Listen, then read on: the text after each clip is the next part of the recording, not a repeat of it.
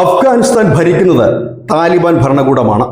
2021 അധികാരത്തിൽ വന്ന താലിബാൻ ഭരണകൂടത്തെ ലോകത്താദ്യമായി അംഗീകരിക്കുന്ന രാജ്യമായി റഷ്യ മാറിയിരിക്കുന്നു.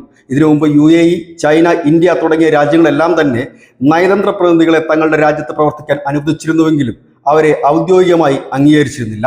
അങ്ങനെ താലിബാനെ ഔദ്യോഗികമായി അംഗീകരിക്കുന്ന ഒരു പ്രധാനപ്പെട്ട വമ്പൻ രാജ്യമായി, ഇല്ലെങ്കിൽ ലോകത്തെ ആദ്യ രാജ്യമായി റഷ്യ മാറിയിരിക്കുന്നു. ഇസ്ലാമിക് എമിറേറ്റ് ഓഫ് അഫ്ഗാനിസ്ഥാൻ, അങ്ങനെയാണ് അഫ്ഗാനിസ്ഥാന്റെ മുഴുവൻ പേര്. ഇസ്ലാമിക് എമിറേറ്റ് ഓഫ് അഫ്ഗാനിസ്ഥാൻ എന്നാണ്.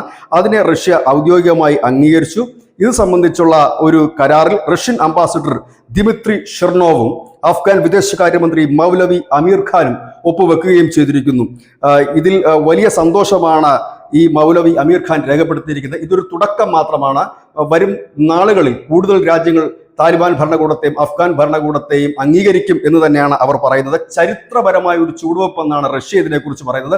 ഇത് സംബന്ധിച്ച് ഇവർ നടത്തിയ ചർച്ചകളും മറ്റുമൊക്കെ അതിൻ്റെ ചിത്രങ്ങൾ സഹിതം അഫ്ഗാൻ വിദേശകാര്യ മന്ത്രാലയം അവരുടെ എക്സ് പോസ്റ്റിൽ പോസ്റ്റ് ചെയ്യുകയും ചെയ്തിരുന്നു. ഏതായാലും ഈ നീക്കം ഒരു വലിയ ചലനം തന്നെ ഏഷ്യയിൽ ഉണ്ടാക്കുമെന്നുള്ള കാര്യത്തിൽ യാതൊരു സംശയവും വേണ്ട. കാരണം നിലവിൽ ഇന്ത്യയിലും താലിബാന്റെ നയതന്ത്ര പ്രതിനിധികളുണ്ട്. പക്ഷേ ഒഫീഷ്യൽ എന്ന രീതിയിലല്ല, നമ്മൾ അംഗീകരിച്ച് വന്നതല്ല. അവർക്ക് പ്രവർത്തിക്കാനുള്ള അനുമതി ഈ അടുത്ത കാലത്താണ്, 2 മാസം മുൻപാണ് നൽകിയത്. എന്നാൽ ചൈനയും UAE നേരത്തെ തന്നെ നൽകിയിരുന്നു.